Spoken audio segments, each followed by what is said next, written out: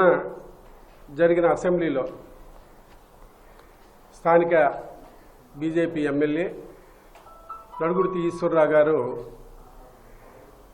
ఆ సమావేశానికి కానీ అసెంబ్లీకి కూడా ఒక మచ్చ తెచ్చే విధంగా అక్కడ మాట్లాడటం జరిగింది. ఎందుకంటే అసెంబ్లీలో 0 అవర్ అనేది ప్రజల తాలూకా సమస్యల గురించి కానీ లేదు అభివృద్ధి కార్యక్రమాల గురించి కానీ ఎవరైనా అసెంబ్లీ ద్వారా స్పీకర్కి వివరించి స్పీకర్ ద్వారా ప్రభుత్వానికి ముఖ్యమంత్రి గారికి ప్రభుత్వానికి విన్నవించుకొని ఆ సమస్యలు ప్రజా సమస్యలు కానీ అభివృద్ధి కార్యక్రమాలు కానీ పరిష్కరించే విధానాన్ని 0 అవర్ అంటారు. ఆ 0 అవర్లో తన వ్యక్తిగత సమస్యలను ప్రస్తావించడం చాలా మా అందరికి కూడా బాధ అనిపించింది. ఎందుకంటే ఒక అసెంబ్లీ అనేది ప్రజల తాలూకా సమస్యలు కానీ ఒక శాసనాలు చేయడానికి కానీ ఒక వేదిక.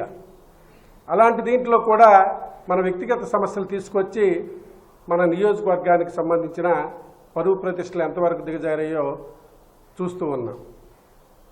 ఈరోజు తను ఇంకొక మాట కూడా వెళ్ళబుచ్చాడు. ఈ అసెంబ్లీలో రాముడిపై మన భగవంతుడు, మనందరికీ భగవంతుడు, మనకు ఆరాధ్య దైవం, అతని మీద కూడా ప్రమాణకం చేసి నేను ఇంతవరకు ఎలాంటి తప్పు కానీ ఎలాంటి గ్రావెల్ కానీ నేను ముట్టుకోలేదు, అలాంటి విషయాలు నేను లాలూచి పడలేదు, ఎవరిని భయపెట్టలేదు అని ఎన్నో రకాలుగా నిన్న అసెంబ్లీలో చెప్పడం ఇంకా బాధ అనిపించింది. ఎందుకంటే మనలందరికీ జన్మనిచ్చిన భగవంతుడు కానీ అలాంటి వ్యక్తి పైన ఒక రాముడిని మనం ప్రతి గ్రామాల్లో కూడా మనం పూజించుకుంటూ ఉంటాం. ఆ దేవుడు ఉంటే మనం ఉన్నామనుకుని ప్రతి ఒక్కరూ నమ్మిన వాళ్ళు. అలాంటిది ఈరోజు భగవంతుడిపైనే ఒక అసెంబ్లీలో కొన్ని లక్షల మంది కోట్ల మంది చూస్తున్న అసెంబ్లీలో ఈరోజు ఒక తప్పుడు మాట్లాడి అబద్ధాలు చెప్పి రాముడిపై ప్రమాణకం చేయడం చాలా మనందరికీ చాలా దురదృష్టమని కూడా తెలియపరుస్తూ ఉన్నాం. ఎందుకంటే ఈరోజు కూడా మనం చెప్పవలసిన బాధ్యత మనందరిపైన ఉంది. ఎందుకంటే రాముడు భగవంతుడు అందరికీ సమానం. మనం ఈరోజు దీనిపైనే అతనిచ్చిన ఆశీస్సులతోనే మనందరం బ్రతుకుతూ ఉన్నాం. అలాంటి భగవంతుడిపై ప్రమాణకం చేయడం అంటే అసెంబ్లీలో చాలా బాధ కూడా అనిపించింది. ఈరోజు నువ్వేది చేయలేదని అంటూ ఉన్నావు. ఈరోజు ముఖ్యంగా ఈ గ్రావెల్ గొడవలు అనేవి ఇప్పటికీ కూటమి ప్రభుత్వం వచ్చే అధికారంలోకి వచ్చిన కానించి జరుగుతూ ఉన్నాయి. ఎప్పుడు కూడా అక్కడ ఎవరైనా లైసెన్సులు ఉన్న వాళ్ళు ఉంటే వాళ్ళ మీద 10 కోట్లు 5 కోట్లు 6 కోట్లు జరిమానాలు విధించి వాళ్ళని పక్కన పెట్టేశాం. అయినా వాళ్ళ పాప ఎక్కడ కూడా నోరు వెత్తలేదు. వాళ్ళందరినీ కూడా ఈరోజు NH-16 వస్తే ఈ NH-16కి ఫ్లైఓవర్ బ్రిడ్జి వస్తే ఆ బ్రిడ్జి గురించి నువ్వు గ్రావెల్ తవ్వుకోవాలని గ్రావెల్ వాళ్ళకి అమ్ముకోవాలని ఒక ఆలోచనతో ఒక దురాలోచనతో ఈరోజు అక్కడ ఉన్న కాంట్రాక్టర్లు కానీ లైసెన్స్దారులు కానీ రానికుండా నాకు వాళ్ళందరినీ అడ్డుకొని యథేచ్ఛగా మేము గ్రావెల్తో తోలుకోవడం జరుగుతూ ఉంది. దాన్ని కూడా మేము NH తాలూకా సైట్ సూపర్వైజర్ని కూడా నేను పిలిచి అడగడం జరిగింది. ఇదేమిటి మీకు రోడ్డు మా అందరికీ అవసరం, ఫ్లైఓవర్ అనేది ముఖ్యం, ఇది కంపల్సరీగా ఎన్నో సంవత్సరాలు బట్టి అయిపోయింది కాబట్టి చెయ్యండి, ఇది ఏ విధంగా జరుగుతుంది, మరి ఈ లీజ్దారులను ఎందుకు మీరు తీసుకోవడం లేదు, వీళ్ళ ద్వారా ఎందుకు ఇచ్చేయడం లేదు, గవర్నమెంట్కి శాలరీస్ కట్టారు, డబ్బు కట్టారు, మీరు ఎందుకు తీసుకోవడం లేదు అని అడిగితే ఏం చేస్తాం సార్, మేమైతే లీజ్దారులనే మీరు తవ్వమని మేము అబ్జెప్టమంటున్నాం, కానీ లోకల్గా ఉన్న నాయకుల వల్ల మాకు ఇబ్బందులు వస్తున్నాయి, మేము చేయలేకపోతున్నాం అని చెప్పడం జరిగింది. అంటే ఈరోజు నిన్న అసెంబ్లీలో కూడా మనం చూసాం, కూటమి నాయకులకి, తెలుగుదేశం పార్టీ ఎమ్మెల్యే పక్క నియోజకవర్గం నాయకులకి, ఈ నియోజకవర్గం నాయకులకి ఈ ఇచ్చర్ల నియోజకవర్గంలో ఉన్న వనరులను తవ్వుకోమనా మీ ఇద్దరికి ఓట్లు వేసిందని నేను అడుగుతూ ఉన్నాను. ఇక్కడున్న గొట్టలు కానీ భూములు కానీ గ్రావెల్ కొండలు కానీ ఇసుకలు కానీ తవ్వుకోమనే మీకు అప్పచెప్పడం జరిగింది. ఎక్కడున్న ఫ్యాక్టరీలని దోచుకోమనే మీకు ఓట్లేసి గెలిపించడం జరిగింది. ఈరోజు చెప్తూ ఉన్నాం, ఇతను చేస్తున్న అరాచకాలు కానీ ఇతను చేస్తున్న అవినీతి కానీ ప్రతి ఒక్కరికి తెలుసు. ఎందుకంటే రోజు ఏమైనా టీవీల్లో ప్రెస్ల్లో వీడియోల్లో వస్తే వాళ్ళంతా నా మీద కొమ్ము కాశారు, నన్ను హేళన చేసి నన్ను డిక్రీజ్ చేయాలని చూస్తున్నారు, నన్ను తక్కువ చేయాలని చూస్తున్నారని ఏదో చెప్తున్నారు. ఉన్న వాస్తవాల్ని వాళ్ళు చెప్తూ ఉంటే వాళ్ళ మీద కూడా కేసులు పెట్టే పరిస్థితికి ఈరోజు వచ్చాం. పత్రికా ప్రతినిధుల మీద, ఎలక్ట్రానిక్ మీడియా మీద ఈరోజు చెప్తూ ఉన్నాను. ఇక్కడగా మనకి యునైటెడ్ బ్రావరీస్ ఫ్యాక్టరీ ఉంది, మీ అందరికీ తెలుసు. ఎన్నో ఏళ్ల తరబడి 20-30 సంవత్సరాలు బట్టి అందులో ఎంతోమంది పాపం పనిచేస్తూ ఉన్నారు. అందులో దగ్గర 60-70 కుటుంబాలు తాలూకా మనుషుల్ని వాళ్ళ ఉద్యోగాలు తీసి బయటికి పంపించి అక్కడ ఒక మాఫియాని ఒక 20 మందినో 30 మందినో ఫ్యాక్టరీలో ఒక రౌడీల్లాంటి వాళ్ళు నియమించుకొని ఎవరు వెళ్తే వాళ్ళ మీదకి దండయాత్ర చేయడం, ఆఖరికి ఫ్యాక్టరీ జిఎంను కూడా కొట్టే స్థితికి పట్టడం జరిగింది. ఇవన్నీ బయటికి రాని నిజాలు కాదు, అందరికీ తెలుసు. ఇవన్నీ కొట్టి వాళ్ళ ఫ్యాక్టరీలో ఉన్న ఉద్యోగస్తులందరినీ కూడా తీసేసి వాళ్ళకి ఎవరైతే అతనికి వైఎస్ఆర్ కాంగ్రెస్ పార్టీ నుంచి ఎగ్నెస్ట్గా ఉన్నారో వాళ్ళందరినీ కూడా ఉద్యోగాలను తొలగించి తను అనుకున్న వ్యక్తుల్ని వాళ్ళని నియమించుకోవడం జరిగింది. ఎప్పటికీ 20-30 సంవత్సరాలు బట్టి పనిచేస్తున్న వాళ్ళ ఆకలి బాధలు ఎవరు తీరుస్తారని నేను ప్రశ్నిస్తూ ఉన్నాను. ఇదే కాదు, అందులో కాంట్రాక్టర్లుగా దగ్గర 4-5 కాంట్రాక్టర్లు ఉన్నారు. ఆ కాంట్రాక్టర్లు అందరూ కూడా ఎంబీఎస్ కాంట్రాక్టర్ కానీ, నారాయణరావు అని కానీ చాలామంది లేబర్ కాంట్రాక్టర్లు ఉండేవారు. 20-25 సంవత్సరాలు బట్టి చేస్తున్నారు. వాళ్ళందరి కాంట్రాక్టర్లని జడిపించి బెదిరించి వాళ్ళందరిని కూడా పక్కన పెట్టేయడం జరిగింది. మీరు కాంట్రాక్ట్లు లగ్గకపోతే మేము అది ఎస్సీ అట్రిసిటీ కేసులు పెడతాం, లేకపోతే మిమ్మల్ని ఇచ్చేస్తాం అని బెదిరించి వాళ్ళ కాంట్రాక్టులు లాక్కోవడం జరిగింది.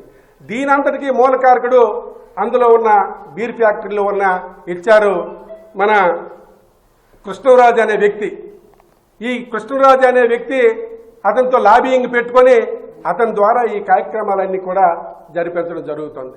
అంటే ఒక్కొక్క కాంట్రాక్టర్కి నెలకి కంపల్సరీగా దగ్గర 5-10 లక్షల వరకు లాభాలు వస్తాయి.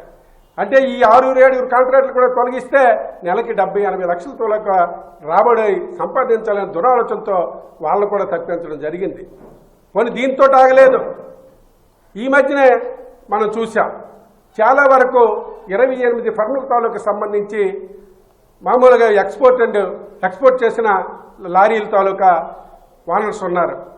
ఆ కంపెనీకి ఎన్నో ఏళ్ల బట్టి 30 సంవత్సరాలు బట్టి పనిచేస్తున్న కాంట్రాక్టర్స్ వాళ్ళందరినీ జడిపించి మీరందరూ కాంట్రాక్టులు వద్ది అని చెప్పేసి వాళ్ళు జడిపిస్తే అందులోకి 7-8 మరీ భరించలేక వాళ్ళు కూడా పాపం 8 మంది కాంట్రాక్టులు ఒగ్గిస్తే ఒక 20 మంది అంతమందో ఇంకా స్టాండర్డ్గా ఉన్నారు. ఇంకా వాళ్ళు కూడా ఎన్నో ఇబ్బందులు పెట్టడం జరుగుతూ ఉంది. కొట్టించడం, లేకపోతే అట్రాసిటీ కేసులు పెట్టించడం, ఇది ఒక ఆనవాయితీగా పెట్టుకొని చేయడం జరుగుతూ ఉంది. ఇదే కాదు, అదేవిధంగా ప్రతి ఒక్క విషయంలో ఎక్కడ చూసుకున్నా మనం అంతకుముందే పేపర్లో అతను వచ్చిన 6 నెలల్లోనే చూసాం.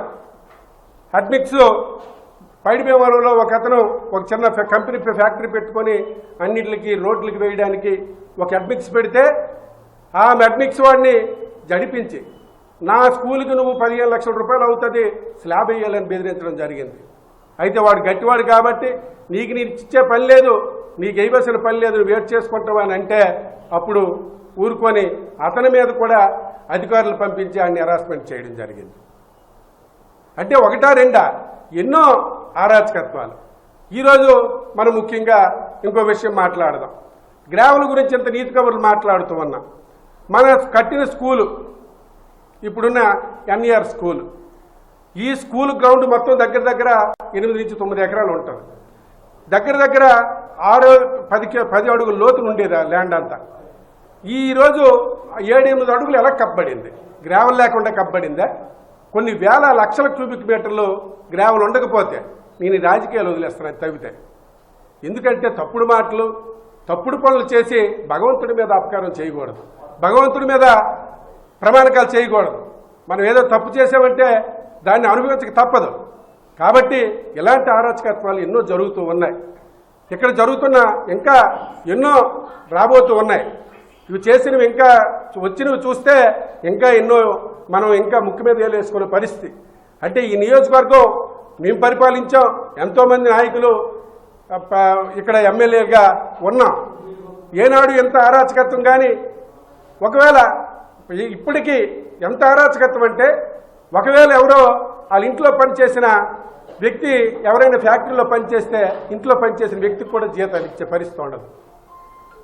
మనం బయటకు వచ్చి నీతి కబుర్లు మాట్లాడడం ఇది పద్ధతిగా లేదు.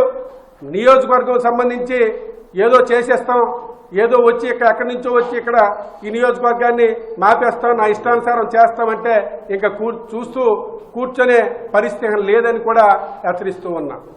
కూటమి ఎమ్మెల్యేలకు కానీ, తెలుగుదేశం ఎమ్మెల్యేలకు కానీ, బీజేపీ ఎమ్మెల్యేలకు కానీ ఎవరికైనా ఈ నియోజకవర్గంలో ఇంకొకసారి గ్రావెల్ అనే విషయం ఎత్తుకొని ఆ ఎమ్మెల్యే కాదు భగవంతుడైనా ఒప్పుకునే పరిస్థితి కూడా ఉండదని కూడా పత్రికాముఖంగా నేను తెలియపరుస్తూ ఉన్నాం. ఎందుకంటే మా వనరుల్ని మేము కాపాడుకోవాల్సిన బాధ్యత మా పైన ఉంది. ఎచ్చెర్ల నియోజకవర్గాన్ని సస్యశ్యామలంగా ఉంచవలసిన బాధ్యత మా పైన ఉంది. మూడోది, ఇక్కడ కాంట్రాక్టుల వర్కులు వచ్చాయి, రోడ్లు అన్నారు. ఈ రోడ్డు కాంట్రాక్టులన్నీ ఎవరు చేస్తున్నాడండి? ఎవడైనా బయట నుంచి వచ్చి కాంట్రాక్ట్ ఎవరైనా చేస్తున్నాడా? మేము 5 సంవత్సరాల పరిపాలన చేసినప్పుడు ఎవరో బయట నుంచి సచివాలయం నుంచి ఎవరి నుంచో తెచ్చి చేయించేవాళ్ళు. వాళ్ళ పని వాళ్ళు చేసుకునేవారు, వెళ్ళిపోయేవారు. ఇప్పుడు స్వతహాగా ఒక రోలర్ పెట్టకపోతే నీ రోలరే పెట్టాలి, లారీలు తోలితే మన లారీలే పెట్టాలి, లేకపోతే ట్రాక్టర్లు పెడితే ట్రాక్టర్లు పెట్టాలి. ఇలాంటి అరాచకత్వాలకు మానుకోవాలని, లేనినాడు ఇబ్బంది పడే ఈ నియోజకవర్గాన్ని నాశనం చేయాలని చూస్తే వైఎస్ఆర్ కాంగ్రెస్ పార్టీ ఊరుకోదని కూడా తెలియపరుస్తూ సెలవు తీసుకుంటూ ఉన్నాను.